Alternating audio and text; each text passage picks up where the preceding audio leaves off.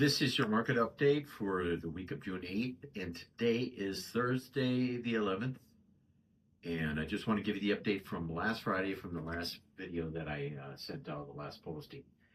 So the jobs number came in a lot better. I mean, they were anticipating that we would have a gain of 85,000 jobs, and we came at 172. What was more surprising was a month revision that was almost 100,000 higher from the month prior to that. So, okay, so when it's over by 100 grand and 100 grand, everybody said, hey, 50,000 is about what we need to keep the unemployment rate there. But we're over by, within 2 months, 200,000, what the number should be then.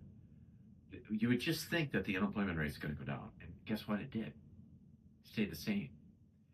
So somewhere in that fuzzy math that the BLS puts out doesn't make a lot of sense. It's what I've got to really honestly scratch my head and say, yeah, or are we underreporting what the true unemployment rate is? So when we get these better than expected jobs number, are we just slowly whittling down something you can't see to get at a point where you're going to report the BLS, the true number? Because we've had a problem, and this is documented, so I'm not saying anything new out there, that the last 4 years their number has been way off, revised by, in month of August, big numbers, 900,000, almost 900,000 jobs. So I come to question what we saw Friday. But with that being said, the inflation numbers are hotter, and I cannot say that that's not true. I would say, yes, that's true. And why would I say that? Because when you look through the numbers, guess what, everybody out there? I'm going to have Taylor guess. What's causing inflation to be higher, Taylor? We've been talking about it every week. The war. The war. What about the war? What is it all about? Oil. Oil. Everybody, see Taylor? Taylor. It's oil. And when you look at the numbers, it's everything around oil. Just think about this. Which I think there's a great statement that I heard of one of the people on the financial news networks that I listened to, a couple of them, or 3 of them, okay?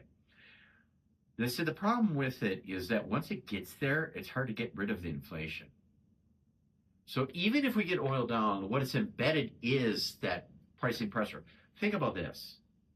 If you go fly, any of you out there go fly, that airline ticket, somebody's going to be eating the cost. The airline's going to eat the cost, or the airline's going to pass it on to you. Everything that we're touching, like if you're expecting a package today from Amazon or from UPS or FedEx, whatever, that diesel fuel, that's over $5 a gallon here locally.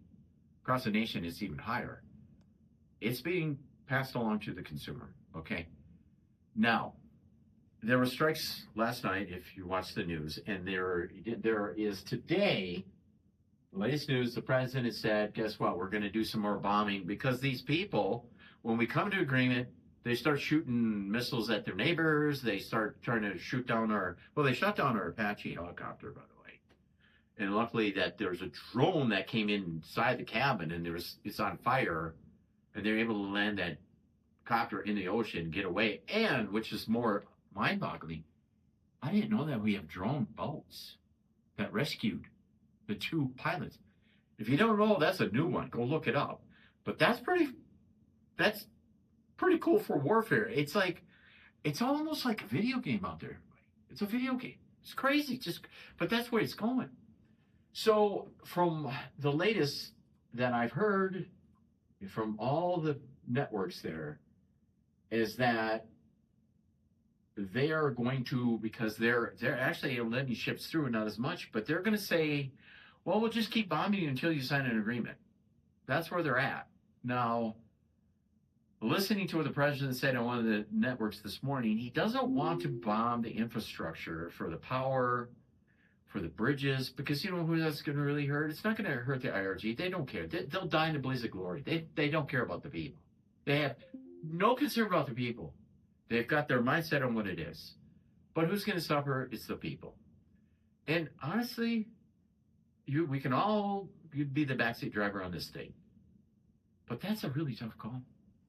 I wouldn't want to make it, but eventually it's going to have to be made. But Time will tell. But if they settle this matter, and who knows how they will settle it, and it will be settled. I firmly believe it will be settled. They can't have nukes and all this stuff. Oil, the way the market has been, it's already anticipating, and I'll leave it here, that it's coming down. And with that being said, oil's coming down. I mean, even today, it's been trading underneath $90 a barrel. So I've seen prices locally started easing down from that forward. Have you seen it, Taylor? You're nodding your head. Yeah. I filled up at 369. Yeah. Hey, wow, it's out there, people. Go look for it. It's out there. It will get better. And once they get the oil flowing, you know, I can see $70, where $70 are really put us in the mid twos. And that's a big difference, everybody, when we fill up.